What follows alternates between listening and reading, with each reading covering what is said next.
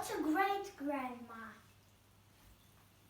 Peter's grandmother is 71, and every day she does the same things at the same time. She always gets up at 7 o'clock. She always gets dressed at 8 o'clock. She always has a breakfast, 2 pieces of bread and a banana and a cup of tea and 9 o'clock. She always listens to the music on the radio at 10. It's her favorite part of the day. She always has a cup of coffee and 11, and then she goes for a short walk before lunch, down to the square, round to park, and back home again. She always has for lunch fish, chips, and peas to tomato sauce at 12 o'clock.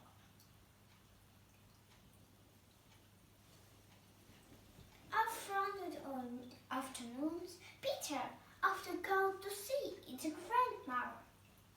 Last week, he left the whole house about now too. On Saturday morning, he got up at 7 o'clock and ran downstairs to talk to her. I've got an idea, Gran, Peter said. Let's have a crazy day. What do you mean? She asked. Well, you've always do the same things at the same times every day. Yes. Well, today let's have a different day. I'm hungry. Let's have a breakfast now, and let's have eggs and sandwiches or sausages. But I never have eggs and sandwiches or sausages for breakfast, Peter, his grandmother said. But then she looked at Peter's face and said, Okay, those sausages were really cool. But I liked it a lot. And Jones too, Peter said. Let's dress and let's go for a walk.